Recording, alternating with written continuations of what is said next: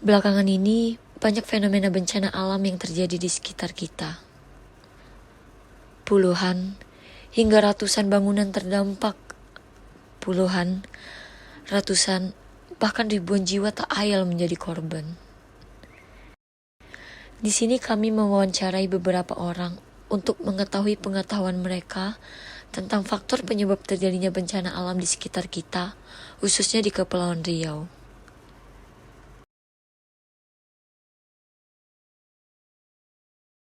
Sampah, Buang puntung rokok. faktor alam yang tidak bisa diprediksi. Dan sama sembarangan gitu. Yang lagi nggak menentu sih penyebabnya. Semua jawaban benar. Bencana yang terjadi secara garis besar diakibatkan oleh dua faktor. Yang pertama, akibat dari kelalaian manusia, dan yang kedua, disebabkan oleh alam itu sendiri. Dikarenakan letak geografis Kepulauan Riau yang 96%-nya ialah lautan, bencana hidrometeorologi merupakan bencana yang sering menghantui Provinsi Kepri. Bencana hidrometeorologi merupakan salah satu bencana yang disebabkan oleh alam itu sendiri.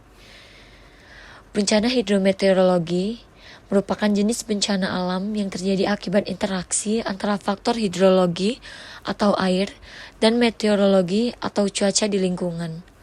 Bencana ini melibatkan perubahan cuaca ekstrim yang dapat menyebabkan kerugian signifikan pada manusia, lingkungan, dan ekonomi. Berikut beberapa bencana hidrometeorologi yang sering terjadi di Kepulauan Riau.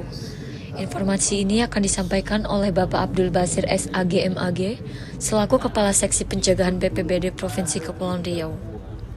Cuaca yang mendominasi, ada beberapa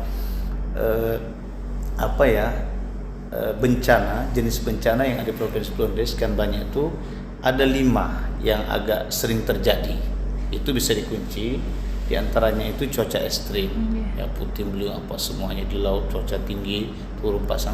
Kemudian ada kahurla, kebakaran hutan, ini kan sudah terjadi tuh. Ini menjadi tugas kita. Yang ketiga itu juga terkait masalah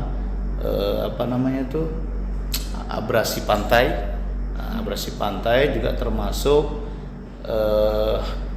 longsor, ya kan, longsor. Longsor itu kan sering terjadi karena curah hujan tinggi. Nah, kemudian juga informasi terakhir juga ada kekeringan ini. Ini jadi pemikiran kita, kekeringan maksudnya apa? Kalau misalnya kekeringan maka bisa berdampak kebakaran, ya kan? Berikut ini juga disampaikan beberapa saran terkait pencegahan bencana alam yang mungkin bisa saja terjadi di sekitar kita. Kalau saran kami sebagai pemerintah Provinsi Kepulauan Riau, bahwa memang pertama perbanyaklah, kalau kajian agama perbanyak berzikir dan doa kepada Allah, buat perlindungan, buat pengajian, majlis taklim di satu kelompok, ya, karena dengan majlis taklim ini dan berdoa malam Jumat, berzikir, baca Yasin, itu tujuannya adalah untuk tolak bala, jauhkan kita. Adik bersyukur ya, Kepri termasuk aman ya dibanding beberapa daerah kayak Padang. Nah, kemudian yang kedua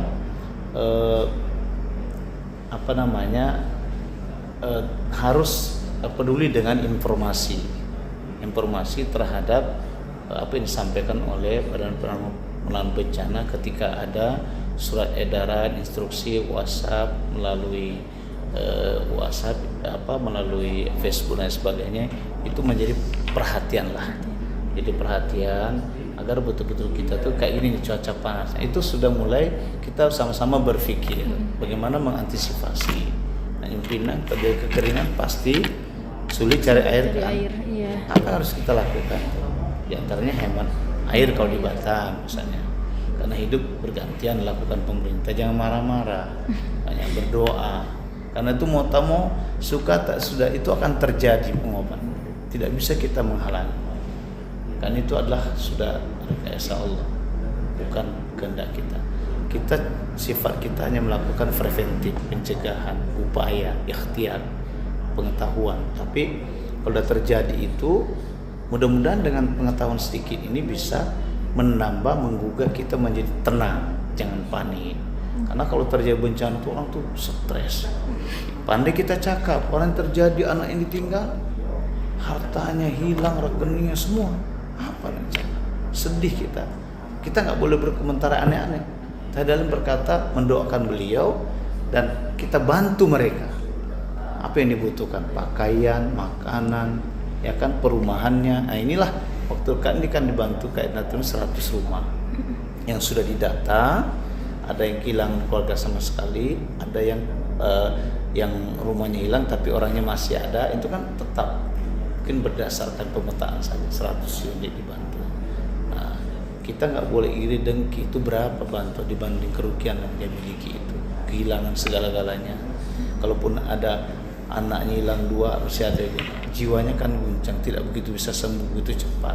Di situ perlunya pembinaan spiritual. Jadi upaya-upaya kami menyarankan untuk masyarakat itu untuk banyak introspeksi diri, ya, untuk banyak berdoa kepada Yang Maha Kuasa, untuk lebih waspada terhadap situasi dan kondisi akan terjadi. Setiap tahun itu akan terjadi perubahan-perubahan cuaca. Ya, perubahan itu secara meteorologi itu memang sudah ada diatur itu. Bukan keinginan kita, tapi itu memang keinginan kita. BPBD ya berupaya sesuai dengan kemampuan dan ketersediaan anggaran yang ada, seperti itu.